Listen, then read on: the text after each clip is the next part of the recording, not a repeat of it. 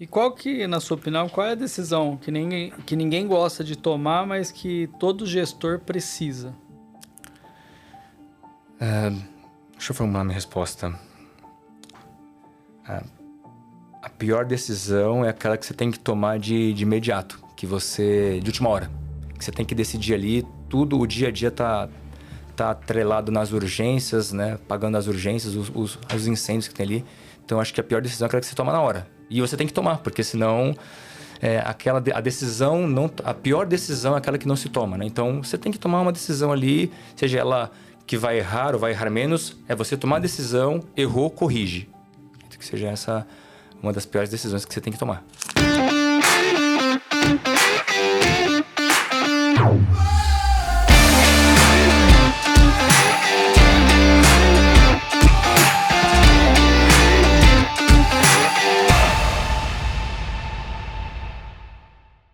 E aí, amigos da construção, estamos aqui novamente no Metro Talks. Hoje eu tenho o prazer de receber meu amigo Armando Dias, engenheiro, já há mais de 10 anos na construção. Hoje ele é gerente de suprimentos da Matec. E nós vamos falar hoje sobre os desafios reais enfrentados nas obras e como que as decisões impactam diretamente na segurança e na eficiência.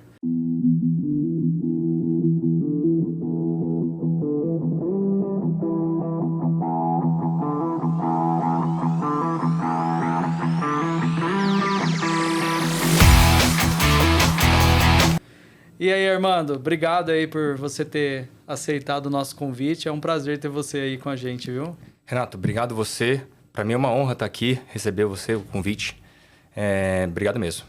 Ficou bom? Legal, é isso aí. Armando, fala um pouquinho de você, conta um pouco da sua história para nós. Renato, minha história começou lá em 2010, quando eu comecei na empresa de restauração de fachadas como office boy. E dentro dessa construtora de restauração, fazendo todos os trâmites de office boy, tinha o departamento de suprimentos. E ali eu sempre passava e via o pessoal falando no telefone, aquela loucura, tudo. E eu queria entender o que era aquilo ali. E tinha até o Fred, que era um comprador lá na época. E ele me convidou, assim, de repente... você não quer vir aqui para conhecer o departamento? Peraí. Aí eu olhei... vi o que ele estava fazendo, uma concorrência de caçamba, né? E eu, nossa, putz. Então, ali eu me apaixonei ali pela parte de suprimentos ali no início, onde eu vi que aquela parte de concorrência, comparativos, e o que aquilo poderia me trazer. E na construção civil, eu sempre tive o viés na minha família. Então, minha família tem mestre, tem engenheiro, tem arquiteto. E foi mais um empurrão, né? Depois que eu conheci esse Fred lá na antiga empresa, para poder me ajudar e me direcionar aí na minha carreira. E hoje, passando aí, trilhando entre obra e suprimentos, hoje eu estou em suprimentos. Vejo que é uma área muito estratégica, que hoje em dia às vezes não é tão valorizada, mas a gente está chegando aí no momento que a gente vai sim mostrar que esse é um departamento que vai trazer aí um grande ônus para a empresa. Legal. Armando, já pegando o tema aí, né? Olhando para as obras hoje, quais são os desafios mais críticos que você enxerga no dia a dia do canteiro? Renato, hoje as obras, as decisões que se tomam em obra, ela tem que ser uma decisão pautada sempre em prazo, escopo e custo, né? Então, cara, se você ir no extremo de algum desses três, um vai estourar. E geralmente o que estoura é o prazo. Tá? Então, o que acontece? Decisões que tomam para acelerar a obra, né? Para ganhar tempo, e principalmente essa decisão é tomada fora da obra, pode ter certeza que vai custar caro lá na frente. Então, eu acho que as decisões mal tomadas, elas impactam muito na obra no futuro. Legal. Você deu um spoiler aí da próxima pergunta que eu ia fazer para você, porque era justamente em que momento uma decisão errada começa a comprometer a segurança da obra e principalmente cronograma, custo. O que você acha que é mais crítico? A obra, Renato, hoje eu vejo que todas as obras estão com o cronograma apertado, custo, falta de mão de obra. Então, isso deixa todo mundo no limite. E as decisões, elas devem ser tomadas no início da obra, e não no meio ou no fim, né? Então, eu vejo que essa falta de previsibilidade, né, de tomada de decisão, ela acaba impactando muito na obra. Então, por exemplo, hoje, se você não começa uma obra a todo vapor, você pode ter certeza que no final você vai ser cobrado. O cronograma, então, você fala que o cara já tem, no primeiro dia de obra, ele já tem que cuidar para que saia exatamente ali o que estava sendo planejado, porque não dá para esperar isso para o final, né? Não, tem que acompanhar. O cronograma, ele faz parte tanto da obra quanto de suprimentos. E ele é tão importante quanto. Então, o acompanhamento diário, né? PPC, que é acompanhamento semanal, ele tem que ser feito e acompanhado. Porque qualquer deslize, ali você consegue visualizar desculpa. E você consegue ter previsibilidade do que vai acontecer no cronograma. Então, você tem uma visão até o final da obra. Então, você tem os pontos críticos, o que vai realmente... A mão de obra que vai ser crítica, o material, o equipamento. Então, o cronograma hoje, ele é um dos principais artifícios ali da engenharia para não perder o resultado da obra. Legal. E me conta aí uma decisão que você presenciou que foi tomada para ganhar tempo e no final foi totalmente o contrário. Bom, eu já presenciei algumas, mas uma principal foi numa obra aqui em São Paulo, onde a gente estava com um cronograma, né, com o prazo extremamente apertado e o fornecedor de mão de obra também estava com uma dificuldade de mão de obra. E como a gente tinha que fechar os apartamentos, então assim, fecha o forro, né? Então, sempre faz o teste antes de fechar o forro, mas fecharam o forro sem fazer o teste. E aí, na hora que ligaram água lá em cima na caixa, aí foi realmente uma grande tragédia ali na obra, porque vazou água para todo lado. Por quê? Foi uma negligência para acelerar o prazo da obra, mas acabou que custou muito caro e teve mais retrabalho ainda. Então, eu acho que você tomar uma decisão para acelerar a obra sem pauta de dados de que aquilo realmente vai dar certo, eu acho que realmente vai acabar pegando pesado lá na frente. E curiosidade, isso aí gerou o quê? Quanto de atraso para a obra? Olha, se eu não me engano, eu acho que foi mais de um mês, porque teve que refazer. Eram 21 andares e eram 10 apartamentos. Então, eram apartamentos pequenos, de 34, 38 metros quadrados. Então, assim, foi uma cascata, de cima para baixo, e custou bastante, né? Então, assim, cliente, fornecedor, mão de obra que estava lá, a gente teve que trocar, então... Deu muito desgaste. Muito desgaste. Legal. E... falando em segurança, e concatenando isso com eficiência... Segurança e eficiência, você acha que compete entre si ou elas caminham juntas? Não, elas caminham juntas, tá? Então, não tem que ter competição entre o custo e a eficiência, tá? Eu acho que quando você fala em eficiência, você ser eficaz, vai muito mais do que do que precisa ser feito e você agir. E o custo não. O custo ali está relacionado cara, independente da eficiência, se você sai do que está no orçamento, você acaba comprometendo o custo. Então, eu acho que elas andam juntas, mas uma não é competente, não é da outra. Esqueci. Uma é complementar a outra, né? Uma é complementar a outra. E você passou por grandes construtoras, né? E hoje está na Matec. Como é que você vê esse tema de segurança dentro das consultoras? Eu sei que nas consultoras maiores tem um certo cuidado a mais com o tema segurança, né?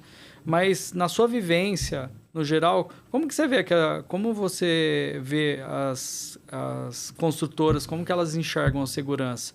Ainda é um tabu de custo ou é um investimento pensando no problema que pode gerar uma obra com falta de segurança? Eu ainda acho que eles enxergam como um custo, porque de vez em quando as obras, quando elas acabam tendo algum problema de proteção, elas acabam improvisando.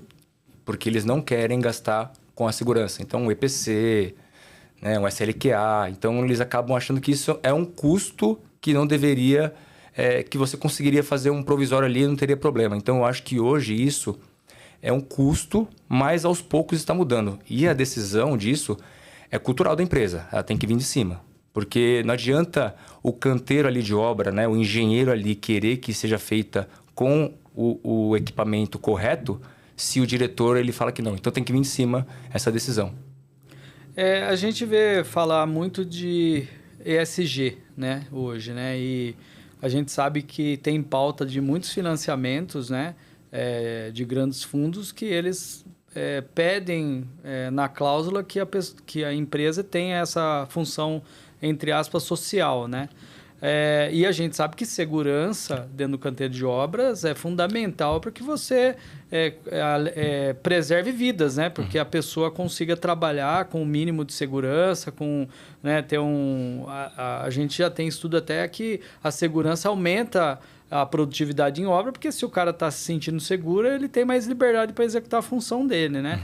Como que você vê hoje essa questão do ESG e a segurança? As consultoras já estão conseguindo enxergar que a segurança, né, investir em segurança vai trazer mais parceiros da área financeira para financiar a obra? Com certeza. ESG já é uma grande verdade aí no mercado.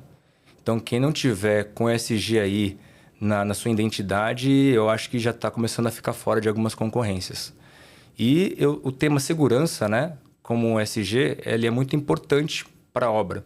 Que nem você colocou muito claro aí, segurança ele não é o que causa o atraso na obra, né? Se ele é bem estruturado, ele faz com que a obra avance com segurança. Ou seja, a obra se torna mais eficiente. Então, eu acho que hoje o ESG ele é primordial em todas as construtoras.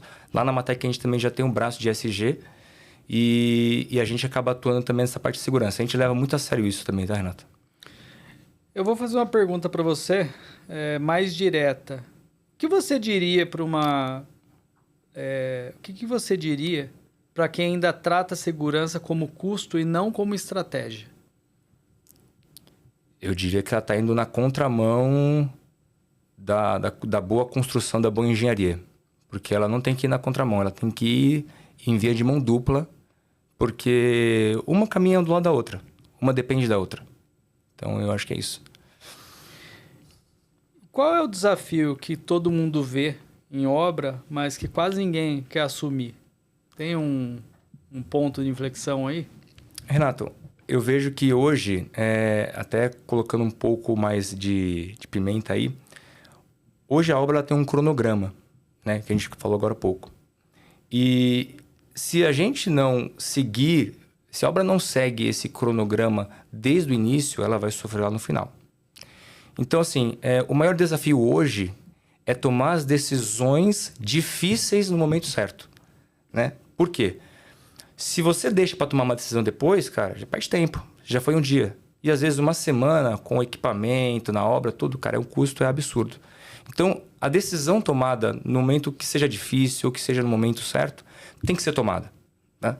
E eu vejo muito essa questão também dessas decisões que acabam não tendo uma pauta dentro da engenharia, uma decisão tomada aleatoriamente, ela também impacta a obra como um todo. Então, eu acredito que seja a decisão tomada no momento certo, ela não compromete o custo e o prazo da obra. E falando em equipamento de segurança, você, como na área de suprimentos, você deve ter seu cronograma de contratação. Como que é esse ritual para vocês lá? O que é mais difícil de contratar na área de segurança? Olha, Renato, hoje, acredito que hoje as obras elas estão a todo vapor, né? Então, a gente hoje preza muito mais pelo prazo dos equipamentos. Então, tem prazo de equipamento que às vezes acaba não atendendo. Então, quando a gente inicia uma obra, a gente já verifica no cronograma quais são as datas que precisam ser entregues esses equipamentos e a gente já começa a atuar em cima deles. Então, a gente tem um cronograma onde tem que entrar SLQA, EPC, o fechamento perimetral, para poder dar segurança e aí não prejudicar a continuidade da obra, concretagem, etc. Então, a gente tem um cronograma com todas as categorias, inclusive os equipamentos. A Metroform como fornecedora, a gente hoje atende muito mais de 450 obras simultaneamente, né? E a gente, na época da pandemia ali, a gente percebeu que houve uma mudança cultural dentro dos departamentos de suprimentos, dentro das construtoras, que era começar a se antever com a contratação prévia, porque existiu ali, a gente sabe, entre 2020 e 2022, existia um atraso de atendimento por conta que era um volume de equipamento absurdo, mão de obra. Então, de lá para cá, a gente foi percebendo que as construtoras elas foram mudando essa questão de time dentro dos suprimentos. Como? Chamando os fornecedores, criando parceria e às vezes fechando obras com muita antecedência, produtos que antes não eram considerados assim estratégicos em termos de prazo, né? E hoje eu vejo uma mudança novamente. A gente vem percebendo que o pessoal cada vez mais está demorando para tomar as decisões, para fazer as contratações. Você já sente que teve uma nova acomodação na construção civil? E por que você acha, como gerente de suprimentos, você acha que isso vem acontecendo? Porque se antes a gente conseguia fazer esse planejamento, né, e conseguia fazer esse fechamento com antecedência, onde a gente consegue estudar melhor projeto, até melhor solução. Por que você acha que hoje, novamente, a gente vem dispensando um pouco dessa agilidade no planejamento e contratação prévia de equipamento? Eu vejo que sim, está se acomodando de novo, né? Acredito que, acho que a construção civil ela tem a memória meio curta em relação a isso. A gente sofreu bastante na pandemia, você disse muito claro isso, com equipamento, muito claro. Só que hoje eu vejo assim, a construtora e todos os clientes, né, quando ela fecha um negócio, eu vejo que é uma coisa do dia para a noite. Então, já tem que fechar um contrato hoje, já tem que colocar a terraplenagem para começar amanhã. Então, eu vejo que hoje, isso precisa mudar, mas eu vejo que hoje está tudo de última hora. Todas as partes hoje elas acabam fechando de última hora, então não tem muito tempo para a gente ter essa previsibilidade. Mas ainda assim a gente acaba fazendo esse estudo com um cronograma para ver se de fato vai ter esse atendimento ou não. E um dos fatores eu acredito que seja essa acomodação, Renata, porque assim, quando a gente tem o equipamento na obra, quando a gente tende a falar assim, não, mas isso daí, putz, Metroform tem, fica tranquilo, né? Mas nem sempre é assim. O mercado ele é muito oscilante. Então, exatamente. Às vezes você está com muito equipamento ali no seu pátio, às vezes não. Então, a gente tem que acompanhar, porque senão a gente fica sem equipamento. Legal. Em qual ponto da obra você acha que as decisões erradas podem começar a sair do controle? Acredito que onde muda as fases da obra, né? Então, quando a gente fala de uma parte cinza ali, da estrutura, que vai para uma parte de acabamento, ali, qualquer decisão que você toma errada, você pode acabar comprometendo. Porque o acabamento, por mais que ele conte os pequenos percentuais no final da obra, com um grande trabalho, né? Qualquer erro ali pode comprometer. Então, se você não fecha uma esquadria de alumínio, se você não fecha uma pintura, então você acaba comprometendo ali o cronograma, porque são itens essenciais para você dar o acabamento na obra. Sim, legal. E, Armando,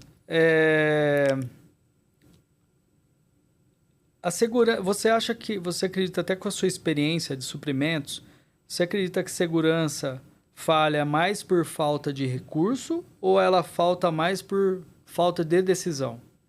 Por falta de decisão. Hoje, acredito que as decisões de segurança... Hoje se cria um valor dentro de uma empresa que a segurança é primordial, né? Só que no canteiro de obras eu vejo que muitas vezes não é. Então, eu acredito que, sim, ela faz parte e ela tem que ser uma decisão tomada de cima. Então, a segurança ela é primordial, cara. Acho que ela não tem que ter nenhum tipo de custo nem nada. O engenheiro de obra, o engenheiro de segurança, o técnico de segurança de obra, ele tem um envolvimento direto junto com vocês em suprimentos, em escolher o fornecedor, ou essa parte de escolha do fornecedor fica restrito diretamente ao departamento de suprimentos? Ele manda para a gente uma proposta piloto, né? Já com as características que ele precisa dos equipamentos, para a gente fazer a nossa concorrência, né, de forma detalhada com os outros participantes, mas a decisão é de suprimentos no final. Tá. Então, o engenheiro de obra, ele pode, se em algum momento ele decidir que ele quer fechar com um fornecedor A ou um fornecedor B, isso só ocorre se você estiver dentro do seu custo planejado, é isso? Ele pode indicar um fornecedor, né? E a gente faz toda a homologação, vê se está direitinho ali os documentos dele e a gente toma a decisão. Se de fato ele estiver dentro do custo, qualidade, homologado e for indicação, sem problemas. Caso contrário, aí é só uma indicação e a gente acaba indo pela nossa carteira. E você tem um exemplo aí, por exemplo, de que a falta de decisão incorreu num risco para a obra e gerou, às vezes, até um prejuízo financeiro, até uma falta de segurança? Você se recorda aí por essas passagens? Olha, eu tive um momento, né, numa obra também recente, que tem do elevador, né? A parte ali onde fica a caixa do elevador, que ela estava aberta. Sim. E ninguém olhou, né? Então passou o diretor, passou o gerente, ninguém olhou.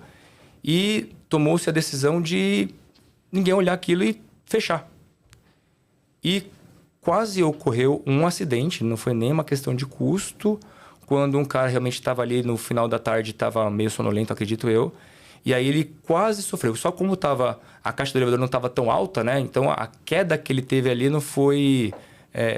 machucou, mas não teve nenhum tipo de quebra em nada de acidente forte. Mas eu acho que na verdade foi uma não decisão tomada ali e deixar a revelia que acabou tomando. Então acho que o olhar da segurança, eu acho que prazo, segurança e custo, né, na obra, eu acho que são os 3 pilares importantes.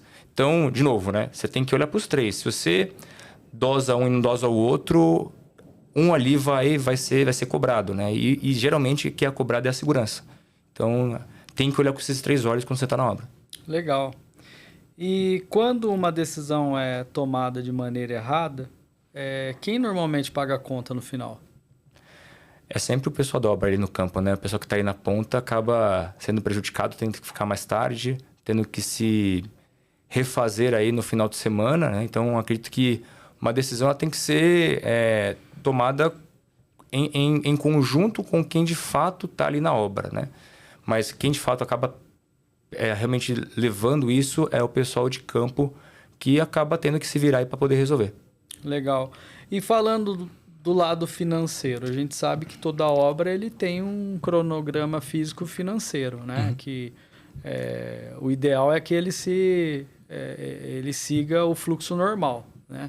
Quando acontece essas falhas em obra, o engenheiro da obra também é responsável por, vamos dizer, acompanhar esse fluxo financeiro da obra, né?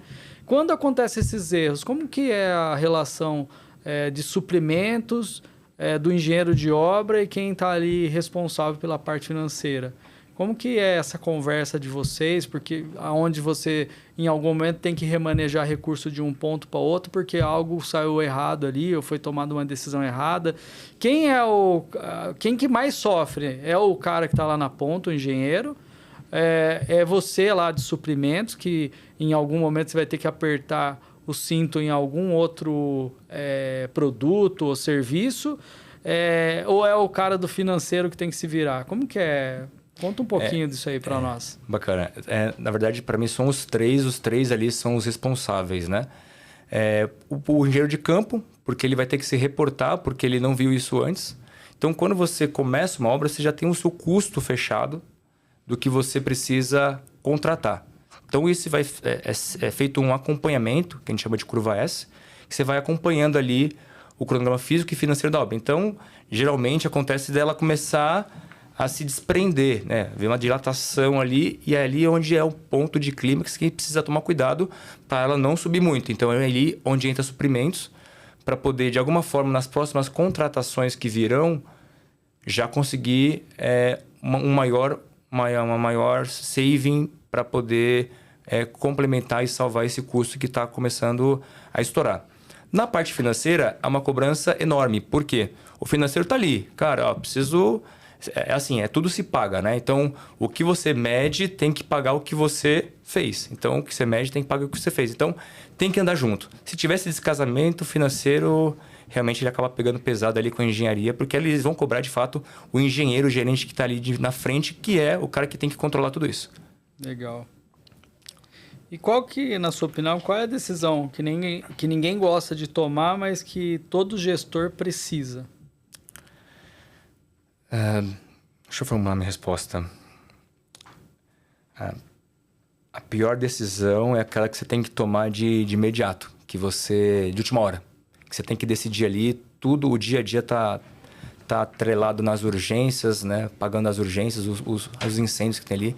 Então, acho que a pior decisão é aquela que você toma na hora. E você tem que tomar, porque senão a pior decisão é aquela que não se toma, né? Então, você tem que tomar uma decisão ali, seja ela que vai errar ou vai errar menos, é você tomar a decisão, errou, corrige. Que seja essa uma das piores decisões que você tem que tomar.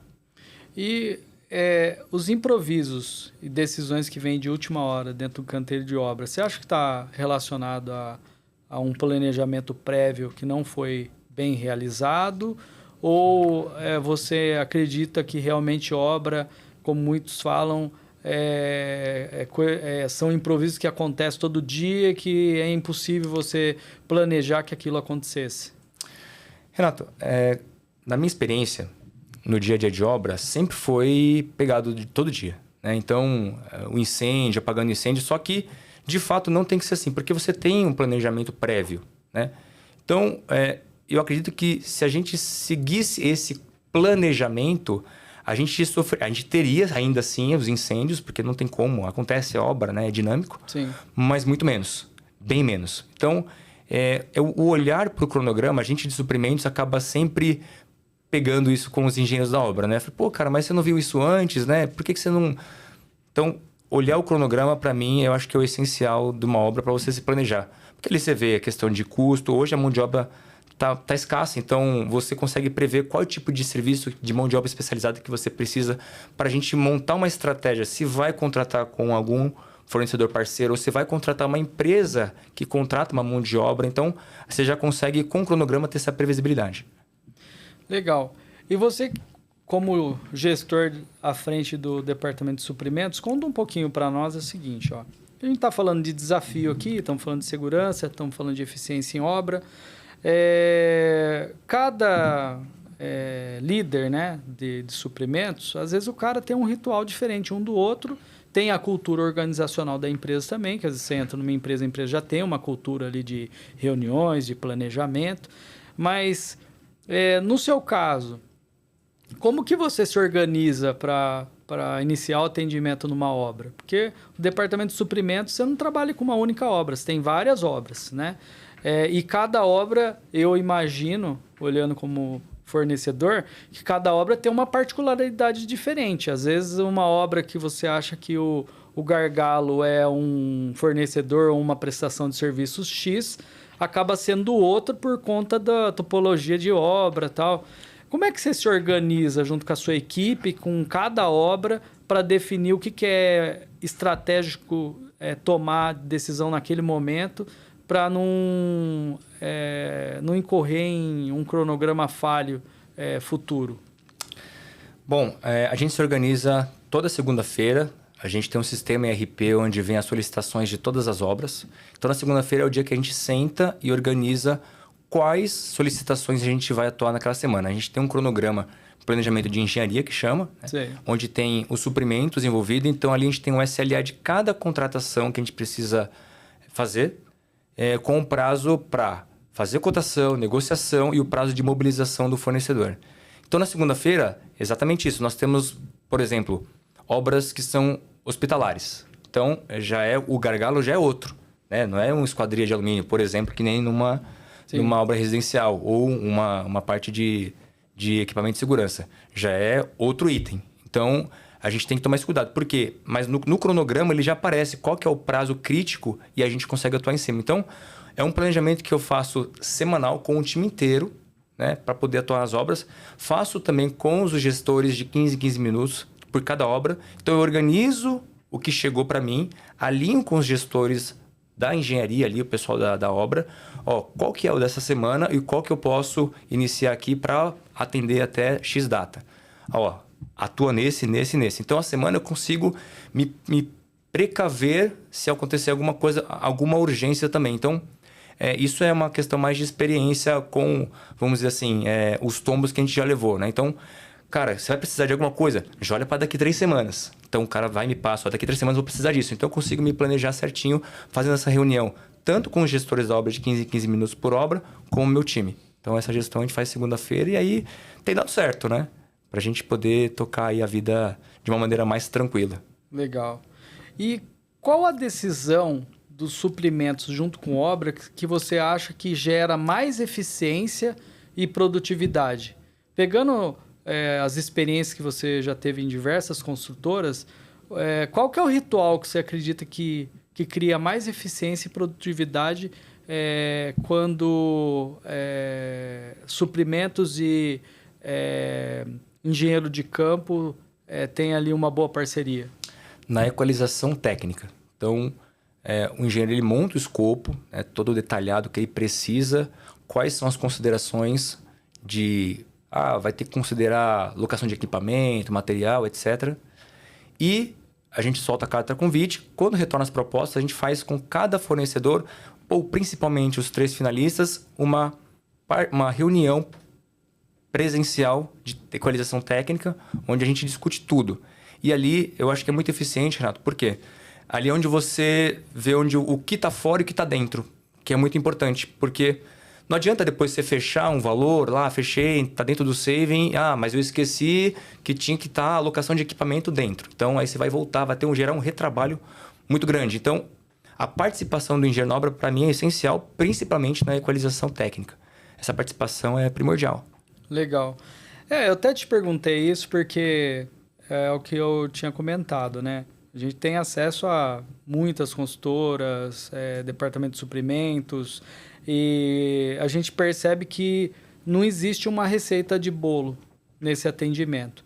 Aonde eu tenho mais êxito em entregar algo mais dentro da realidade, uma solução técnica mais real e personalizada, quando a equalização técnica é feita diretamente com a obra.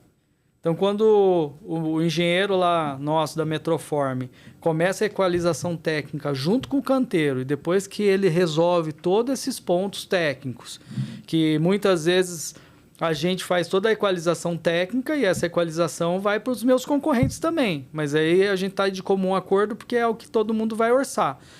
Quando a gente toma essa decisão, aí dessa decisão vai para suprimentos, que aí entra a questão da negociação e a parte financeira, né?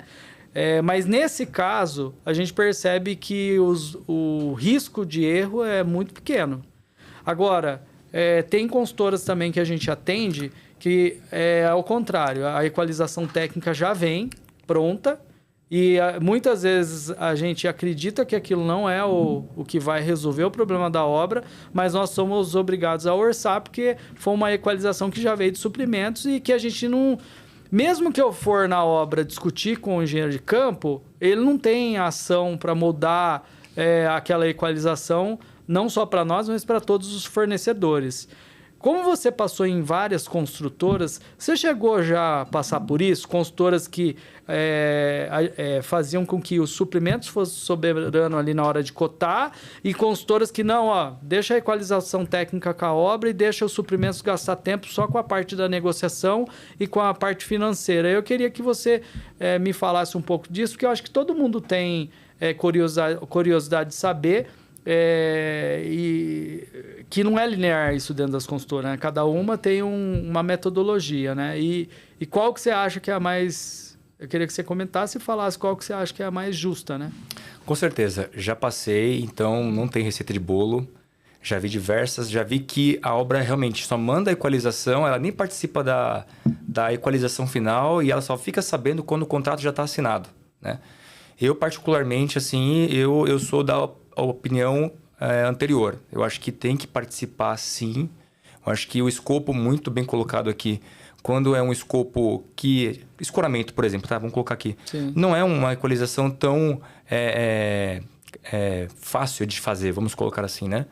E precisa, de fato, de um parceiro aí para poder ajudar a gente. Então, ele vai na obra com um engenheiro, ele senta ali, ele explica, vocês tomam uma decisão ali juntos e essa equalização vem para suprimentos. Eu acho que esse modelo, para mim, hoje, é o que deu certo em todas as construtoras que eu passei. E, digo mais, nessas construtoras em que de fato fazia só por suprimentos, chegou um momento ali, determinado momento, que tinha tanto, vamos dizer assim, erro, né? Ou falta de esclarecimento ali, que a gente começou a voltar ao processo e de fato chamar os fornecedores para ir na obra, para conversar, para entender qual que é a necessidade da obra, para aí sim ir para suprimentos. Porque suprimentos, existe o suprimento técnico e não tem problema, né? Sim. Só que a obra também precisa participar, mesmo o suprimento sendo um suprimento técnico. Tem essa jogada de ego, ela tem que acabar ali, né? Não é suprimento técnico não passa para a obra. Não. Os dois têm que agir em conjunto, porque no final, Renato, a obra ali todos vamos ter que fazer. Sim. É suprimentos, é a obra, é financeira, é todo mundo. O core da empresa é a obra, né? Então, se todo mundo não estiver ali junto para poder fazer com que aquilo aconteça da melhor maneira possível, aí não tem sentido. Legal. E com a sua experiência já em suprimentos, o que você dá mais valor num fornecedor? Tem alguns requisitos que você já sabe ali que se você não tomar cuidado, você pode tomar a decisão errada na contratação? O que você dá valor no fornecedor e o que você pudesse falar o passo a passo que você acha que se o fornecedor fizer, ele ganha ponto com você? Bom, Renato, hoje eu atendo praticamente todos os fornecedores. Eu vou te dizer que, para mim, o fornecedor aquele que, olha, me liga, Armando, tá precisando de alguma coisa? Ó, o mercado tá dizendo que vai ter falta de material ou equipamento X. Já começa para mim bem, porque ele já está me sinalizando que eu preciso correr atrás, senão eu não vou ter. Esse para mim é o primeiro ponto. Ponto número 2.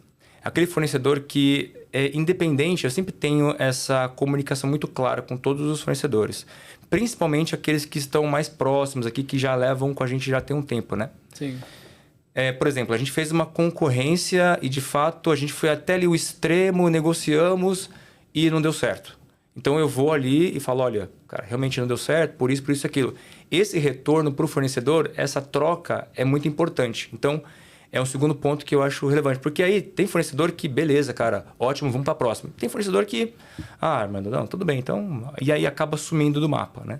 Então, hoje, para mim, o passo a passo é você ter um fornecedor que seja parceiro, independente se vai fechar ou não, é a parceria. Porque uma hora vai dar certo e ali a gente faz uma parceria de longa data. É isso mesmo. E também, Renato, eu acho que não é só fechar. Eu acho que, poxa, ninguém chama uma pessoa para jantar em casa se você não conhece, né? Então, exato, eu não vou fechar com quem eu não conheço. Então, eu chamo o cara para ir lá, para conversar, seja 10, 15 minutos. Ô, cara, tá na região? Vamos conversar, deixa eu te conhecer. Aí ele me mostra a empresa. Às vezes o pessoal fala, putz, cara chato, o cara veio me mostrar um papel aqui com um monte de informação. Não, eu ainda... E assim que você descobre as novas tendências de mercado. Eu já percebi isso. Então, eu sou super aberto a isso para poder ter mais fornecedores, cara. Porque senão, aquele velho ditado, né? Quem tem um não tem nenhum. E quem tem um cara que acaba ajudando você, um fornecedor parceiro, cara, você não fica desamparado. Então, eu acredito que essa parceria, independente de fechar ou não, é muito importante. Legal. Armando, você sabe, eu te respeito bastante como profissional, você é um cara bacana, está inserido aí no contexto da construção, é um cara que faz a diferença, né, como profissional. Eu queria ouvir de você, o que você acredita que seja fortalezas de fornecimento da Metroform nas negociações que você já executou? O que você consegue enxergar como diferencial nosso comparando no mercado? A Metroform, para mim, ela é uma grande parceira, não assim, nem porque eu estou na sua frente aqui, te respeito muito também, mas todos vamos colocar aqui, os vendedores, né, que me atenderam da Metroform sempre foram muito atenciosos E eles estão ali, independente do horário. Ó, não consigo falar com você, vamos falar amanhã. A proposta já estava no meu e-mail, logo cedo. E sempre que a gente tinha alguma questão de custo, eles sempre falam assim, Armando, deixa comigo que eu vou resolver. Então, eu acho que a questão da parceria, a questão da constância, como é que eu posso dizer? De estar ali sempre para poder auxiliar e sem ser aquele cara chato. Eu acho que tem uma parte diferente, porque você sabe que o cara tá ali para te ajudar. O outro cara fica te ligando, te mandando mensagem, e fala, cara, ó, só vai ter concorrência daqui 3 meses. Não. A Metroform tá ali sempre do nosso lado, vamos dizer assim, apoiando principalmente nessa parte de equalização, parte de proposta. Então eu vejo que hoje uma das fortalezas da Metroform pode até parecer meio óbvio, mas assim, é a parceria que vocês têm com qualquer uma construtora hoje. Eu acho que a Metroform, para mim, é isso. É a parceria de fora a fora, independente se vai fechar ou não. Tá ali sempre disposto a ajudar, entender qual que é a obra, o escopo para poder ajudar a gente. Legal.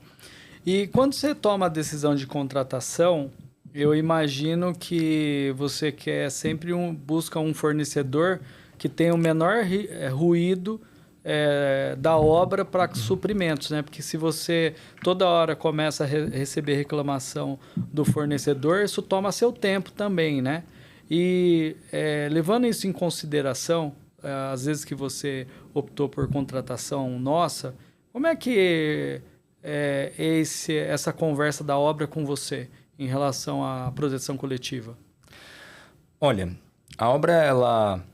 De fato, ela solicita o equipamento em si, só que tem aquelas questões de, vamos fazer uma reengenharia, vamos ver qual que é um EPC mais, vamos dizer assim, mais improvisado ali para a gente poder relacionar um pouco de custo. Só que assim, para nós de suprimentos, cara, assim, o que a gente vendeu? Qual que é o primordial? Cara, é a segurança da obra, independente. Olha, vamos lá. Prefiro, né, isso a gente senta na reunião e fala, olha, vamos gastar mais com isso do que não estava previsto, mas a gente vai garantir uma execução de qualidade e segurança. Então, hoje, a engenharia, o papo que nós temos é exatamente esse. E, quando o fornecedor já está na obra, é aquilo que a gente sempre atuou em suprimentos. Então, a questão da avaliação do fornecedor. Então, sei lá, atraso... parte de qualidade do equipamento, tudo isso também está relacionado ao que a obra ela reporta para a gente. Então, sim, de novo, né? Eu nunca tive nenhum tipo de problema em relação a isso. A Metroform, cara, sendo bem honesto, e eu acho que isso é um ponto positivo. Sempre quando a gente tem algum probleminhas que tem, mas a gente acaba ali resolvendo da melhor maneira possível, e aí isso é um ponto positivo para suprimentos. Problemas virão, mas... o importante é resolvê-los e seguir para frente. Então, a gente não pode ficar muito no problema. A gente tem que resolver. Ponto, acabou. E eu vejo que um ponto muito importante da Metroform é esse. Que eles estão sempre dispostos a resolver. Fala com o Renato, me ajuda aí e tal. Então, acaba resolvendo. Muito bom, muito bom. E estamos indo agora para as considerações finais, né? Baseado em tudo que a gente conversou aqui, eu queria que você pudesse... vou deixar aberto para você, se quiser tocar no tema, ampliar alguma coisa que você acha que a gente não abordou aqui, fica à vontade. Bom, Renato, eu acredito que esse desafio que a gente tem hoje, que são as decisões tomadas em obra, elas têm que ser tomadas de uma forma muito clara e, claro, eu digo com dados, nem que sejam pouquíssimos dados, mas que tenham dados para poder tomar uma decisão. Porque qualquer decisão tomada errada, ela pode ser cobrada muito lá no futuro. Então, é o que eu falei aqui agora há pouco aqui na nossa conversa, né? A decisão, uma decisão difícil tomada no tempo certo, ela é mais valorosa do que você não tomar essa decisão e deixar aquilo que tinha que acontecer da maneira errada. Então, eu acho que as decisões, a gente que está na frente aí como gestor... A gente toma decisões todos os dias e não são decisões fáceis. Porque vem um urgente e um urgente 2. E a gente precisa realmente tomar decisão para que as coisas fluam. Eu acho que primordial aqui da nossa conversa é que realmente obra é dinâmica, obra a gente sabe que realmente não tem como fazer ela... Sim, às vezes tem um problema, às vezes tem uma emergência, mas a gente tem que tentar mitigar isso lá no começo para a gente não sofrer no meio e no fim. Legal. Bom, pessoal, vocês viram aqui que o papo foi muito interessante, porque desafio toda obra tem, né? E a gente sabe que segurança, eficiência, produtividade é o que a gente busca para seguir cronograma de execução dentro das obras, né? E esse papo aqui com o Armando eu acho que foi muito bacana, porque levanta um tema que é bem sensível, né? Porque toda obra tem sua particularidade. Uma hora você tem como estratégia a parte de serviço, outra hora você tem como estratégia a parte de produtos, né? De contratação. Então, acho que esse tema foi muito bacana aqui para nós. Eu queria agradecer você, Armando, por ter aceitado o nosso convite. É sempre um prazer estar junto com você. E muito obrigado, viu? Eu que agradeço, Renato. Obrigado pelo convite aí. Estou aberto para as próximas. Obrigado. Legal.